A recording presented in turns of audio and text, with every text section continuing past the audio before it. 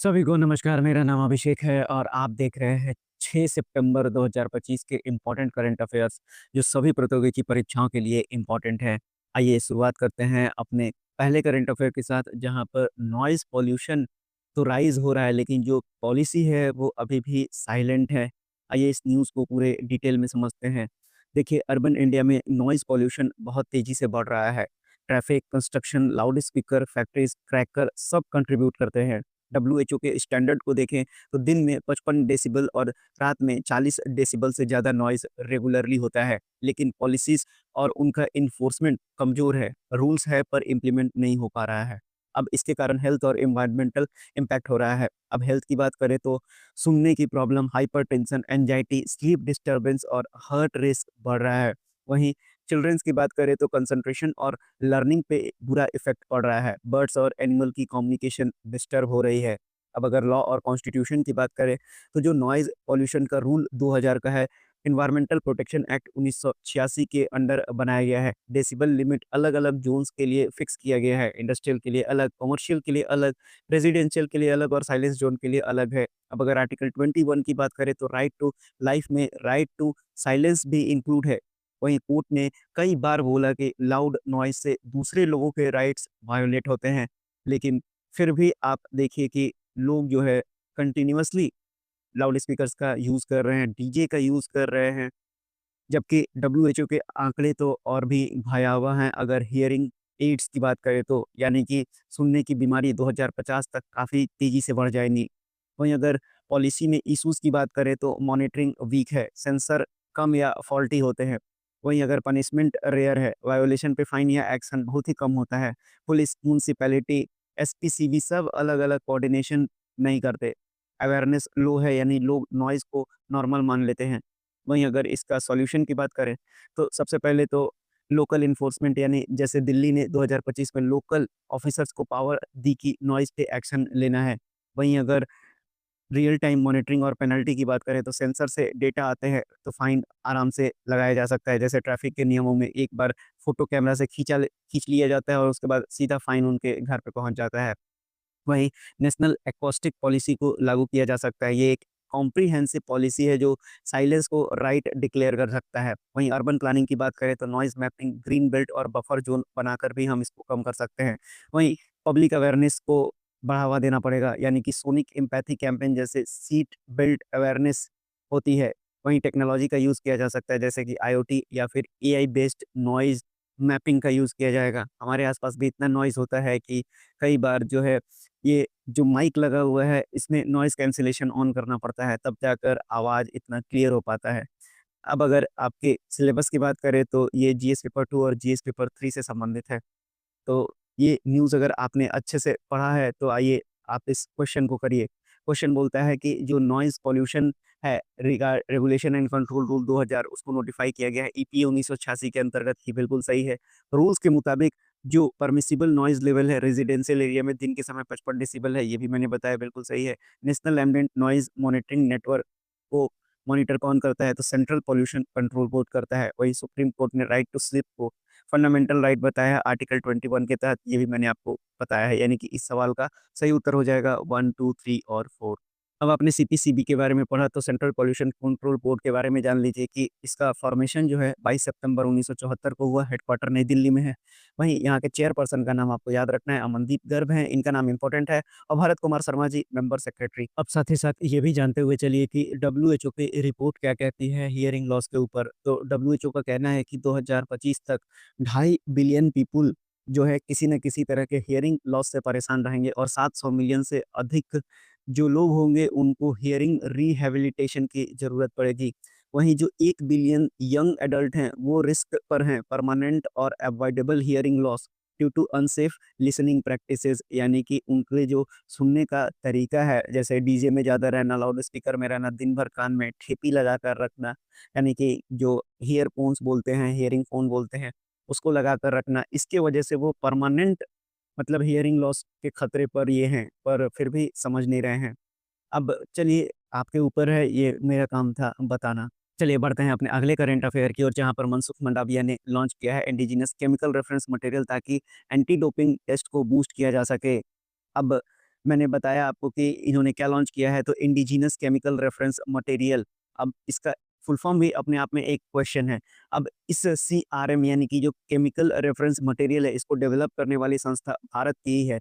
2 2 संस्थाओं ने डेवलप किया है, जिसका नाम है नेशनल डोप टेस्टिंग लैबोरेटरी नई दिल्ली और साथ ही साथ national institute of pharmaceutical education and research NIPER Guwahati ने। तो ये दोनों आपसे पूछा जाएगा कि इन दोनों का नाम बताइए, तो आप याद रखिएगा। अब भारत में हुआ है तो ज़ाहिर-सी बात है आत्मनिर्भर भारत को सपोर्ट मिलेगा स्पोर्ट्स सेक्शन में, साथ ही साथ साइंस में भी, ताकि भारत अपना योगदान ग्लोबल कंट्रीब्यूशन में भी दे सके, ताकि क्लीनिनेस स्पोर्ट्स को बढ़ावा मिल सके।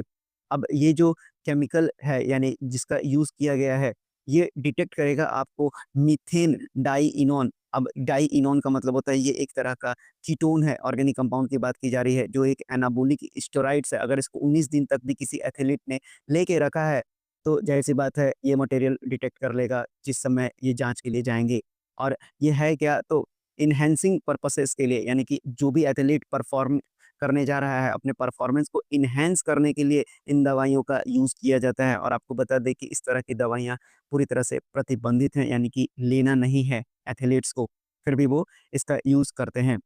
अब जो है आपको बता दें कि नाडा और वाडा क्या होता है। तो नाडा जो है नेशनल एंटी डोपिंग एजेंसी है, जो भारत में काम करती है। 24 नवंबर 2005 को इसका स्थापना हुआ था। वहीं इसका हेडक्वार्टर जो है नई दिल्ली में है और डीजी जो है आशीष भार्गव हैं। वहीं वाडा वर्ल्ड लेवल पे काम करने वाली एंटी डोपिंग एजेंसी है, जिसका फॉर्मेशन 10 नवंबर 1999 को हुआ था। वहीं इसका हेडक्वार्टर बहुत ही इंपॉर्टेंट है, कई बार परीक्षाओं में सवाल पूछा गया है, मॉन्ट्रियल कनाडा में है और प्रेसिडेंट है इसके विटोल्ड बांका। अब अगर आपने लेक्चर को ध्यान से सुना है तो इस क्वेश्चन को बताइए कि इंडिया ने recent achievement anti doping science में क्या किया है? तो एनडीटीएल और नाइपर गुवाहाटी ने डेवलप किया है पहला इंडिजिनस मटेरियल, बिल्कुल सही जवाब है ये। और जो सीआरएम है वो हेल्प करेगा मीथेन डाइइनॉन को, जिसने भी खाया होगा उसको डिटेक्ट कर लेगा, ये भी बिल्कुल सही है। CRM will be shared with all the Wada accredited laboratories, यानी कि जितने भी वाडा से संबंधित लैबोरेटरीज होंगे, अब इन दवाइयों का वहाँ पर शेयरिंग किया जाएगा। तो ये भी बिल्कुल सही जवाब है, ये मैंने आपको बताया। और इंडिया पहला कंट्री है जिसको कि रिकॉग्नाइज़ किया गया है वाडा को इस तरह के डेवलपिंग मटेरियल के लिए, तो ऐसा नहीं है, इससे पहले भी बहुत सारी कंट्रीज़ जो है इस तरह के मटेरियल्स को डेवलप करके वाडा को दे चुकी हैं। यानी इस सवाल का सही उत्तर हो जाएगा ऑप्शन नंबर 1, 2 और 3। आइए बढ़ते हैं, अब इंडिया और सिंगापुर न्यूज़ में है।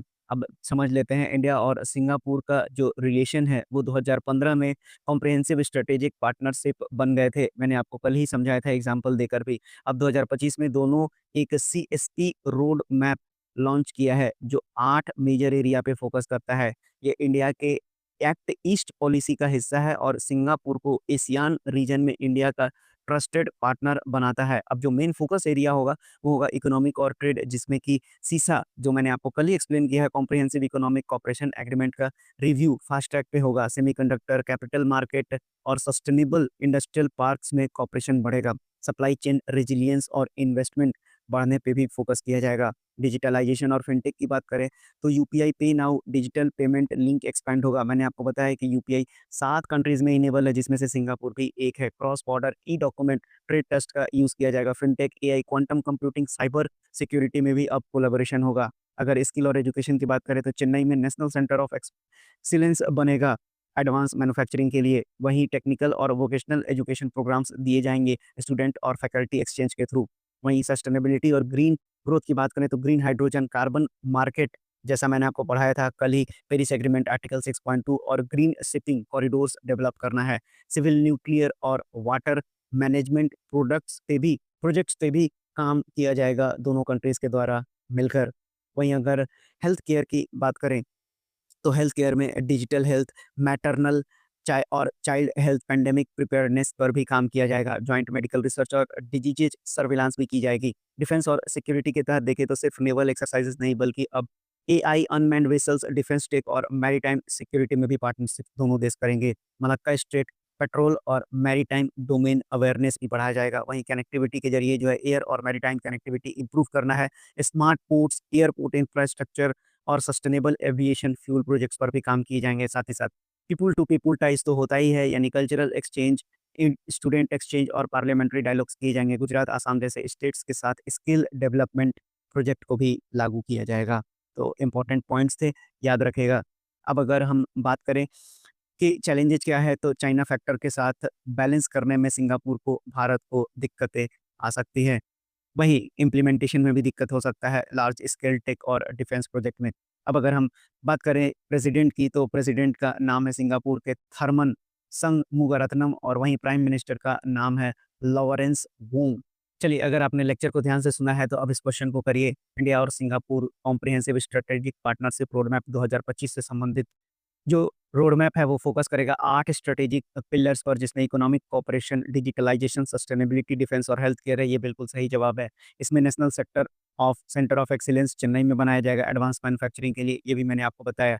रोड मैप में green hydrogen carbon credit article 6.2 Paris agreement के तहत ग्रीन और डिजिटल शिपिंग कॉरिडोर्स बनाए जाएंगे, ये बिल्कुल सही जवाब है। Defence cooperation will be limited to the joint naval exercise, मैंने बताया। अब मिलिट्री एक्सरसाइज ही नहीं, सारे के सारे एक्सरसाइजेस किए जाएंगे सिंगापुर के साथ। आपको मैं दिखा देता हूँ कि मैरीटाइम डोमेन अवेयरनेस और Malacca strait patrols, navy to navy, army to army और एयरफोर्स टू एयरफोर्स एक्सचेंज भी किए जाएंगे। तो ये सवाल जो है तीसरा, चौथा जो है गलत हो जाएगा, तो यानी ऑप्शन नंबर 1, 2, 3 इस सवाल का बिल्कुल सही उत्तर हो जाएगा। अब आइए, आपने 2 टर्म यहाँ पर सीखना है आपको। सबसे पहले तो स्ट्रेट ऑफ मलक्का क्या है?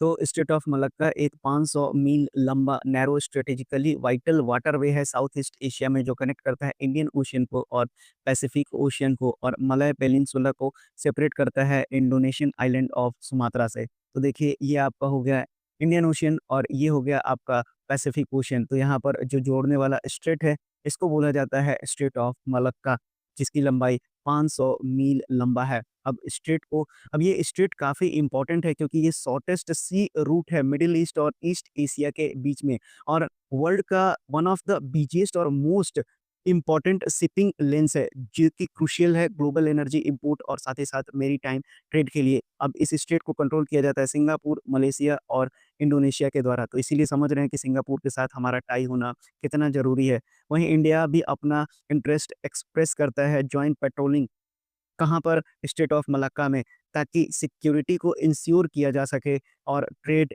रूट जो है सुचारू रूप से हो सके। अब अगर हम एशियन कंट्रीज़ की बात करें, तो एशियन कंट्रीज़ में टोटल 10 कंट्रीज़ आती हैं, जिनमें Brunei, Cambodia, Indonesia, Laos, Malaysia, Myanmar, Philippines, Singapore, Thailand और वियतनाम। तो आप देख लीजिए कि सिंगापुर भी एशियन कंट्रीज़ का भाग है। याद रखिएगा, भारत एशियन कंट्रीज़ का भाग नहीं है। यहाँ पर सारे के सारे कंट्रीज़ को भी आप देख सकते हैं जो एशियन कंट्रीज़ हैं।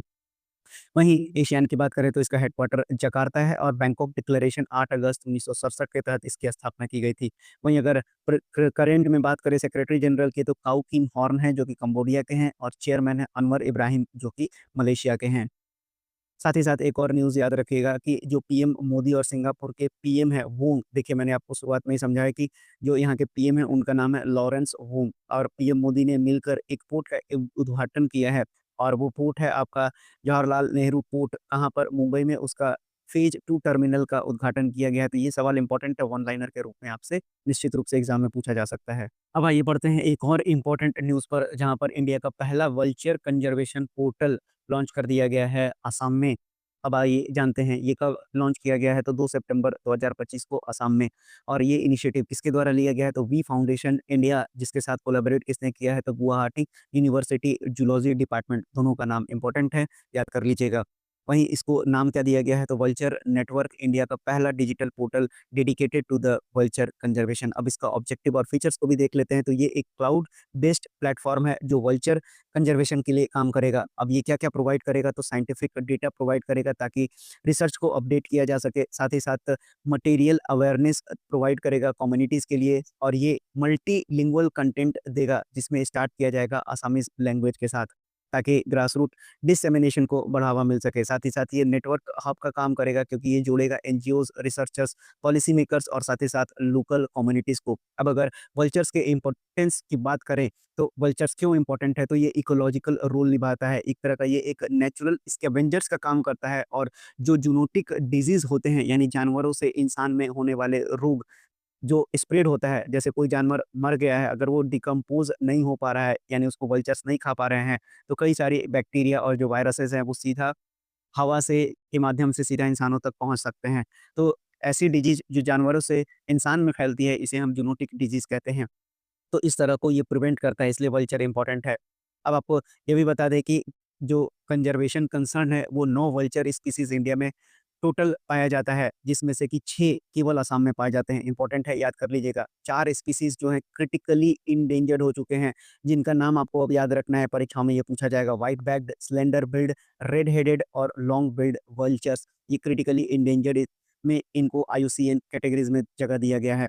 वहीं इनको जो थ्रेट है वो किस वजह से हुआ था, तो ये डाइक्लोफेनेक पॉइज़निंग की वजह से इनका जो पॉपुलेशन है वो घटा। डाइक्लोफेनेक एक ऐसी दवाई है जो जानवर और इंसान दोनों में यूज़ किया जाता है।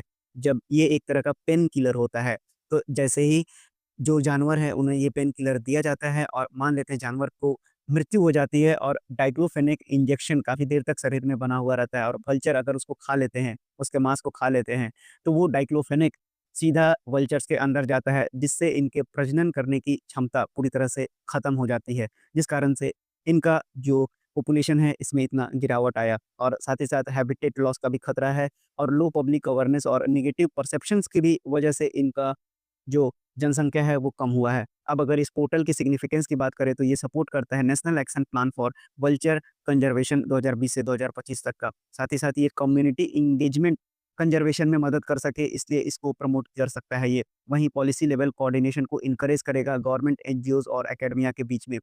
वहीं इंडियाज़ कंजर्वेशन एफर्ट्स को डिजिटली एक्सेसिबल और पार्टिसिपेटरी बनाएगा। तो इस पोर्टल की बहुत ही मुख्य बातें मैंने आपको पूरी तरह से समझा दी हैं। अब आइए इस क्वेश्चन को करिए। तो इंडिया का पहला वल्चर कंजर्वेशन पोर्टल के बारे में आपको बताना है। The portal called the vulture network launch in Assam, ये बिल्कुल सही है। कोलैबोरेटिव इनिशिएटिव है वी फाउंडेशन इंडिया और गुवाहाटी यूनिवर्सिटी के थ्रू, ये भी बिल्कुल सही है। पोर्टल प्रोवाइड करेगा मल्टीलिंगुअल कंटेंट जो कि असामीज़ लैंग्वेज से शुरुआत होगा, ये भी सही है। India has a total of 9 species of vulture जिसमें से कि 6 असम में पाया जाता है, यानी कि 1, 2, 3 और 4 इस सवाल का बिल्कुल सही उत्तर हो जाएगा। अब आइए रिवाइज़ कीजिए आईयूसीएन के बारे में। तो आईयूसीएन यानी international union for the conservation of nature, ये एक इंटरनेशनल संस्था है जो काम करता है नेचर कंजर्वेशन को कंजर्व करने में, साथ ही साथ नेचुरल रिसोर्सेज का सस्टेनेबल यूज़ किस तरह से किया जा सके, आईयूसीएन इसके बारे में डील करता है। अब आईयूसीएन की बात करें तो इसका हेडक्वार्टर ग्लैंड स्विट्ज़रलैंड में है।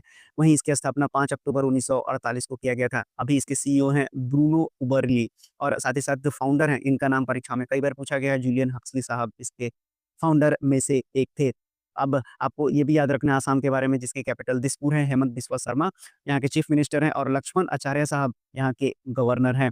अब अगर आईयूसीएन की बात करें तो यहाँ टोटल 9 कैटेगरीज़ दी जाती है। मैंने जैसे आपको बताया क्रिटिकली डेंजर्ड, तो उसी तरह से जो लीस्ट रिस्क ऑफ एक्सटेंशन से लेके लार्ज रिस्क ऑफ एक्सटेंशन है, ये इस तरह से शुरुआत होता है आईयूसीएन की 9 कैटेगरीज़। यानी पहला होता है extinct, extinct in the wild EW, critically endangered, endangered, vulnerable, near threatened, least concern, data deficient और साथ ही साथ नॉट इवैल्यूएटेड। ये 9 कैटेगरीज़ हैं जो आईयूसीएन अलग-अलग जो प्रजातियां हैं जानवरों में उनको कैटेगराइज़ करती है। वहीं असम की बात करें तो टोटल यहाँ पर 8 नेशनल पार्क है। 7 का नाम तो काफ़ी इंपॉर्टेंट है जो आपको याद रखना है। काजीरंगा नेशनल पार्क जो कि एक अपने आप में यूनेस्को का वर्ल्ड हेरिटेज साइट है, क्योंकि यहाँ पर वन हॉर्न राइनोसोरस के लिए ये फेमस है। कुछ ही दिन पहले आपको मैंने साउथ अफ्रीका से संबंधित न्यूज़ भी बताया था, जहाँ पर रेडियो एक्टिव मटेरियल का यूज़ करके इनको कंज़र्व करने की कोशिश की जा रही है ताकि पोचिंग और जो इनका इल्लीगल हंटिंग है उससे बचाया जा सके। वहीं मानस नेशनल पार्क भी जो है वर्ल्ड हेरिटेज साइट के अंतर्गत आता है, यूनेस्को के वर्ल्ड हेरिटेज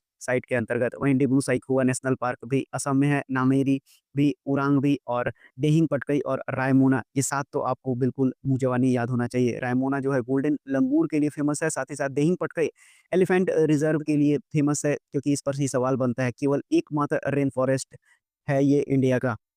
तो इम्पोर्टेंट है, याद रख लीजिएगा इससे असम से संबंधित बातें। बढ़ते हैं अपने अगले करंट अफेयर की ओर, जहाँ पर सस्टेनेबल एविएशन फ्यूल अब फिर से न्यूज़ में आ गया है। आपको नाम याद रखना है कि सिविल एविएशन मिनिस्टर का नाम क्या है? तो राम मोहन नायडू इनका नाम है और ये सबसे यंगेस्ट मिनिस्टर हैं पूरे मोदी कैबिनेट में, इसलिए ये इम्पोर्टेंट भी हैं। कुछ ही दिन पहले मैंने आपको आईओसीएल से संबंधित बातें भी बताई थी कि वो अपना पहला रिफाइनरी चालू करने वाला है और इसका पहला ग्राहक बनेगा एयर इंडिया। तो सस्टेनेबल एविएशन फ्यूल क्या है? तो एक ग्रीन फ्यूल है जो बायोमास, एग्रीकल्चर रेसिड्यू और वेस्ट ऑयल से बनता है। इसे एयरप्लेन्स में यूज़ किया जा सकता है बिना इंजन बदले, यानी इसे ड्रॉप इन फ्यूल कहा जाता है। ये ट्रेडिशनल जेट फ्यूल के कंपैरिज़न में 80% तक कम कार्बन डाइऑक्साइड एमिशन करता है। देखिए कितना इम्पोर्टेंट हो जाता है ये। तो अब जो है ये प्रिपेयर किसके अंदर किया जा रहा है, तो ICAO-ACT सैफ प्रोग्राम के अंतर्गत यूरोपियन यूनियन के सपोर्ट से। तो ये लाइन मैंने उस दिन भी आपको समझाया था, याद कर लीजिएगा इस लाइन को। अब साथ ही साथ अगर इंडिया के रोड मैप की बात करें तो इसको सिविल एविएशन मिनिस्टर के द्वारा लॉन्च किया गया है और बनाया गया ICAO के साथ और यूरोपियन यूनियन के सपोर्ट के साथ। अब इंडिया इससे ग्लोबल लीडर बन सकता है ग्रीन एविएशन में। वहीं अगर ब्लेंडिंग टारगेट की बात करें, तो ब्लेंडिंग का जो टारगेट है वो किसके अंतर्गत दिया जाता है, तो पूर्सिया के अंतर्गत दिया जाता है। तो 2027 तक की अगर हम बात करें तो 1% ब्लेंडिंग होगा, 28 तक 2% ब्लेंडिंग होगा और 5% ब्लेंडिंग होगा 2030 तक। यानी कि आप एक रेफरेंस मान लीजिए 100 का, 100 लीटर है तो उसमें 1 लीटर इस तरह से ब्लेंडिंग किया जाएगा। तो ऐसे आपको ब्लेंडिंग का मतलब समझ में आ गया होगा। उसी तरह इंडिया का पोटेंशियल की बात करें तो इंडिया के पास 750 मिलियन मेट्रिक टन बायोमास होता है, 230 million metric ton sulphurous agriculture residue से मिल जाएगा। वहीं इसका मतलब ये है कि सेल्फ रिलायंट बन सकता है एविएशन फ्यूल में इंडिया, वहीं एक्सपोर्ट भी कर सकता है सैफ यानी कि सस्टेनेबल एविएशन फ्यूल्स को, जिससे इकोनॉमी को भी बढ़ावा मिलेगा। वहीं फार्मर्स का भी इनकम बढ़ेगा और भारत सरकार का जो डबल इनकम करने का टारगेट है किसानों का, उसको भी अचीव करने में ये मदद कर सकता है। ऑयल इंपोर्ट कम होगा और एमिशन भी 20 से 25 मेट्रिक मिलियन मेट्रिक तक एनुअली रिड्यूस हो जाएगा। तो ये एक इम्पोर्टेंट माइलस्टोन होगा। तो COT ECNA inspection India private limited India का पहला sustainable aviation fuel certification body है। वहीं IOCL पानीपत रिफाइनरी इंडिया का first certified sustainable aviation producer, जो 2025 के एंड तक प्रोडक्शन स्टार्ट करेगा। कुछ ही दिन पहले आपको मैंने ये समझा दिया था जब न्यूज़ में था। अब उसी तरह बेनिफिट्स की बात करें तो डिकार्बोनाइज़ हो जाएगा एविएशन सेक्टर, तो भारत के नेट ज़ीरो एमिशन 2070 तक को अचीव करने में मदद मिल सकता है।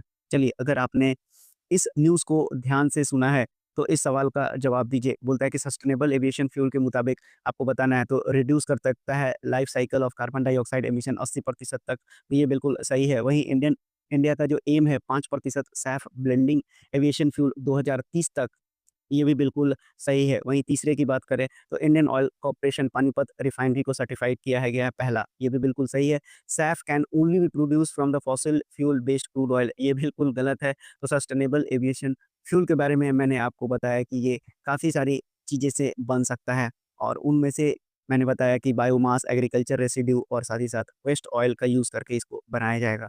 यानी कि ऑप्शन नंबर 4 गलत हो गया, तो 1, 2, 3 इस सवाल का बिल्कुल सही उत्तर हो जाएगा। चलिए बढ़ते हैं अपने अगले करंट अफेयर पे। तो अगला current affair GK Gokak award news में है। बहुत ही इंपॉर्टेंट सवाल है, निश्चित रूप से आपके आने वाले प्रतियोगी की परीक्षाओं में ये देखने के लिए मिलेगा। ये अवार्ड प्रोफेसर विनायका कृष्णा गोकक के नाम पर रखा गया है। प्रोफेसर गोकक एक फेमस कन्नड़ा और इंग्लिश राइटर, पोएट और एजुकेशनिस्ट थे। उन्होंने ज्ञानपीठ अवार्ड 1990 और पद्मश्री 1961 मिला था उनको। ये अवार्ड उन लोगों को दिया जाता है जो लिटरेचर और लैंग्वेज प्रमोशन में बड़ा योगदान करते हैं। तो अब 2025 के अवार्डी कौन है? तो इनका नाम है आनंद भी पाटिल। याद रखिएगा, इस साल का अवार्ड आनंद भी पाटिल को दिया जा रहा है। अब इसका कारण क्या है? तो उन्होंने चिल्ड्रन लिटरेचर में अपना योगदान दिया है। उनका राइटिंग सिंपल कल्चरल वैल्यूज़ और इमेजिनेशन को बच्चों तक पहुँचाता है। पहले उन्हें केंद्रीय साहित्य अकादमी बाल साहित्य अवार्ड भी मिल चुका है। तो इम्पोर्टेंट है ये वाली न्यूज़, पूरी की पूरी याद कर लीजिएगा। वहीं अगर इससे संबंधित आपको क्वेश्चंस की बात करें, तो इस क्वेश्चन को आप बता सकते हैं कि क्या सही है और क्या गलत है। देखिए, the award is named after the Vinayak Krishna Gokak, बिल्कुल, जिनको कि ज्ञानपीठ अवार्ड मिल चुका है। वहीं जो 2025 का अवार्ड है, वो आनंद दी पाटिल को दिया जा रहा है, ये भी बिल्कुल सही है। अवार्ड को जॉइंटली ऑर्गेनाइज़ किया जाता है भारतीय विद्या भवन और विनायका गोकक वंग्यामा ट्रस्ट। तो देख लीजिए, यहाँ पर मैंने आपको लिख भी दिया है कि ये किसके द्वारा ऑर्गेनाइज़ किया जाता है, तो भारतीय विद्या भवन और विनायक गोकक वंगमया ट्रस्ट के द्वारा। तो तीसरा भी बिल्कुल सही जवाब है। It is given annually by the साहित्य अकेडमी। तो साहित्य अकेडमी, अभी-अभी मैंने बताया कि ऑर्गेनाइज़ किसके द्वारा किया जाता है, तो इसको साहित्य अकेडमी के द्वारा नहीं दिया जाता है। तो यानी कि चौथा जो है गलत हो जाएगा और इस सवाल का सही उत्तर हो जाएगा 1, 2 और 3। बढ़ते हैं अपने अगले करंट अफेयर की ओर, जहाँ पर अमीश त्रिपाठी ने लॉन्च किया है नई बुक। उसका बुक का नाम अब आपको याद रखना है कि the Chola tiger avenger of the Somnath in Chennai.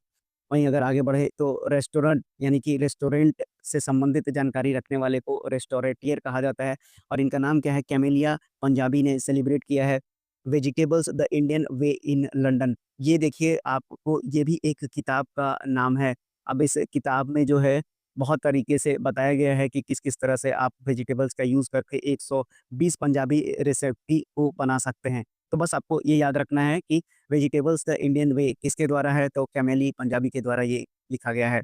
चलिए अब बढ़ते हैं अगले न्यूज़ पर, जहाँ पर Arundhati Roy memorial Mother Mary comes to me launched in Kochi. तो Mother Mary comes to me किसके द्वारा लिखा गया है? अरुंधति रॉय के द्वारा लिखा गया है। इस किताब का विमोचन अब कर दिया गया है। तो याद रखिएगा, अरुंधति राय अपने आप में इम्पोर्टेंट है। अब अगर बात करें अमित मिश्रा की, तो इन्होंने 42 साल की उम्र में सभी क्रिकेट फॉर्मेट से संन्यास ले लिया है। इनका कैरियर 20 प्लस साल का रहा, जिसमें 22 टेस्ट, 36 ओडीआई और 10 टी20 मैच इन्होंने खेले, जिसमें 156 विकेट लिया। ये मात्र एकमात्र बॉलर हैं जिन्होंने आईपीएल में 3 बार हैट्रिक लिया है। बढ़ते हैं अपने अगले करंट अफेयर पे, जहाँ पर legendary Italian fashion designer Giorgio Armani का निधन हो गया है 91 साल की उम्र में। तो ये थे आपके इम्पोर्टेंट करंट अफेयर जो 6 सितंबर 2025 के थे। अगर आपको सेशन पसंद आया हो तो लाइक, सब्सक्राइब और शेयर भी कर सकते हैं। मिलते हैं अगली क्लास में, तब तक के लिए धन्यवाद।